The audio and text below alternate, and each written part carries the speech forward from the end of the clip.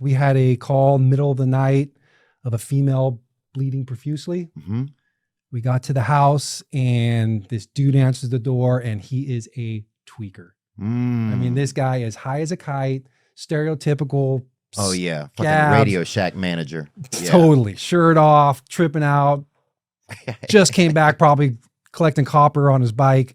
And how do they answer the door? Is it always like, is there one common way that tweakers answer the door? Like, what's the no, not really. officers? They don't answer the door. Usually they just, you just see the blinds open a little bit. Bam, you know, and you can see, okay, they're inside. But this guy answered the door because he needed us. Okay. The situation was that he was with his girlfriend and they were both high as a kite. It's like 4 a.m. And when we walked in, she's laying on the floor in the living room and there's blood everywhere. There's blood all over her legs.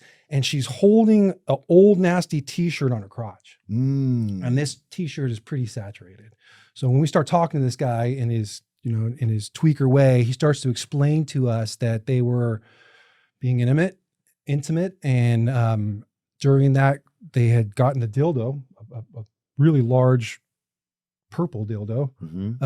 And he had taken a coat hanger, those old school metal coat hangers, and he had unwound it. You know how when you, like, if you're doing cooking marshmallows, how you do that? Well, he essentially made it like that, but he took the end of that, the pokey end, and he stuck it into the end of the dildo. And then he bent that coat hanger so it was a handle. So he was using that on his girlfriend. Right. So he was going. Yeah. He was tweaker getting style. in there and doing what he could. Yeah. Yeah. He was making it happen. He was trying to jumpstart that cooch. Yeah. Yeah. So what ended up happening is those pokey ends ended up coming through the side of the dildo. So when he was doing it, he was essentially cheese grating her insides. Bro, I feel like right now my pussy hurts. Hell yeah, it does. To this day, it bothers me. I don't even have a pussy. Right? To this day, it hurts me, you know? But so when he described, and when he held that, we said, where is it? Where's the item? And when he went and got it and held it up, there was literally tissue. There was tissue that was on the thing. So this was bad. This is a situation that was bad, but that's bad, that's about as bad as it gets, right? Yeah. Do you press like a, is it like a button you press when it gets too bad? No. Who do you call when it gets too bad? You know what you end up doing when it gets too bad? What cops end up doing? They end up fucking joking about it. Wow. They end up, it's a coping mechanism, man. And it just happens. And I can remember in that scenario, the hardest part in that scenario, I had been on for quite a while, and the guy I was with had been on for quite a while as well. In that specific scenario, the hardest part for us was not to start laughing. Wow. You know, because it was Coping. just so fucking crazy. It was just so crazy. He's standing in the living room with 2 tweakers. One's bleeding profusely. He's holding up. It's got tissue. The other problem is that we have a responsibility to render aid. Yeah. You know, civil liability is a big deal. When you're a cop, at any given time, you can lose everything because you fail to follow one part of your job description. Rendering aid is one of them. So I remember looking at the guy who had less time on me beside going, now you know what the fuck you got to do, right? You got to apply pressure, man.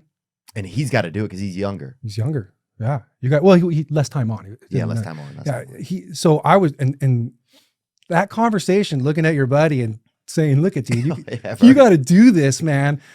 The difficulty in not laughing in that situation, that both of you, like your face, and him looking at me and going, there's no fucking way. There's just no fucking way I'm going to do this, dude. And you going, no, you have to do this. Wow.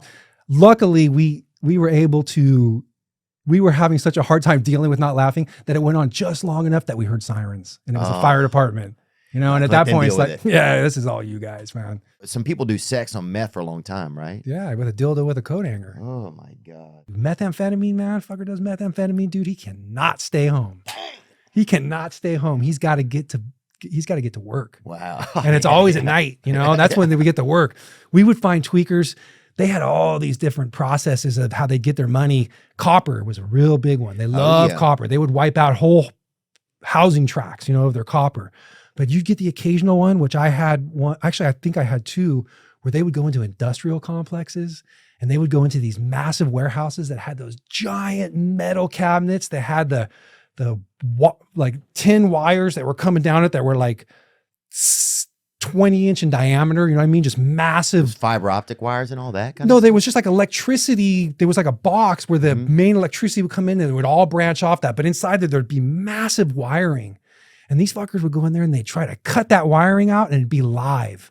So it would cook them, dude. I mean, they would instantly just get electrocuted, and either a fire or there'd be different ways that we would become aware of it, that we get there. But by the time you got there, these guys would be onion rings. I mean, onion rings. because it's been flowing through them. Flowing through them. And what do they start to look like? Kind of like a jerky? Do they start to look like Burnt, completely, totally burnt. Hope you enjoyed that video, and you can watch another. And you can watch this one, you can watch this one. Different options, different choices. Some guy just brings you one option, not this guy. 2 options. Watch one, this one or this one.